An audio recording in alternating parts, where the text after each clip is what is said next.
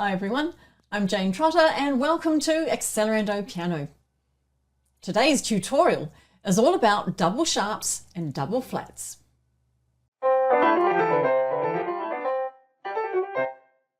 Alrighty, let's have a look at what a double sharp actually looks like.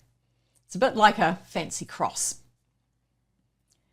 Now, when a note has a normal sharp sign, we raise it a semitone. So, for example, if I want to play C sharp, I would find the C, and then I would go up a semitone to C sharp, the black key here. Remember, a semitone is the smallest distance you can get between two notes on the keyboard. So, C to C sharp. Now, if I want to do C double sharp, I'm going to raise it another semitone, and that takes me up to this white key here. So C, C sharp, C double sharp. Let's do the same thing for F. Find our F, upper semitone takes us to F sharp. Up another semitone takes us to this white key here. I know what you're thinking. Why don't you just call F double sharp G natural, because that's the note you're playing? Well, it's all to do with the key you're playing in. So you're playing a G sharp harmonic minor scale.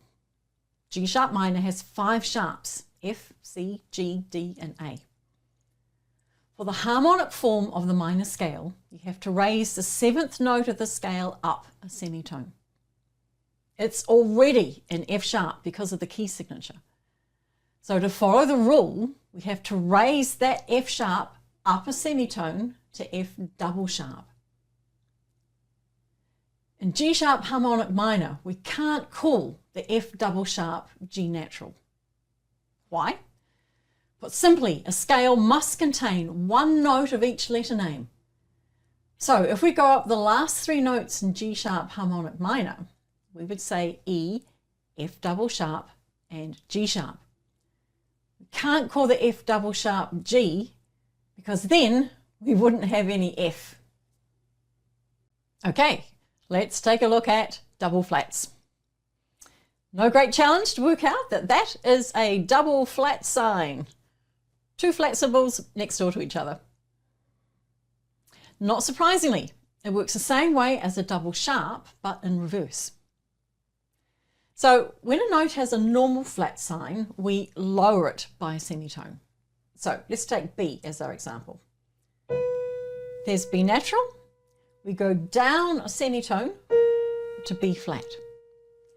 Now, if we want to make it B double flat, we would drop it another semitone down to the white key.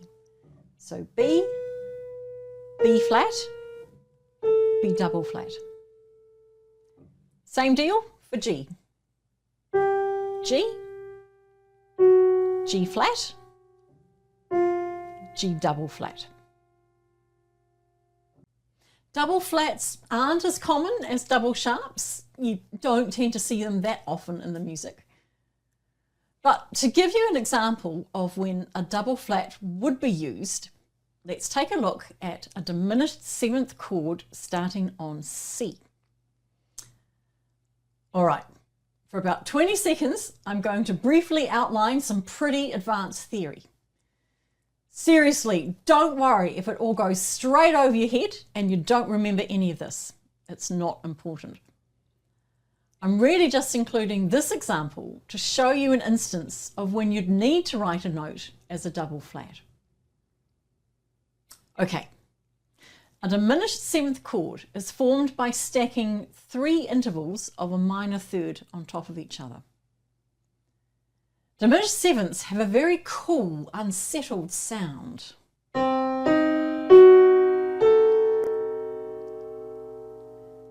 In order to represent the chord and component intervals accurately, we have to write the top note as B double flat and not A natural. G flat to B double flat is a minor third, in keeping with the rule. If we wrote G flat to A, we'd have the interval of an augmented second instead, which which breaks the rule. Okay, you're all relaxed now. The brief diversion into advanced theory class is over. So what happens if we want to stop playing a double sharp or double flat in the music? How does the composer indicate to return to a normal sharp or flat? Let's take a look at these examples.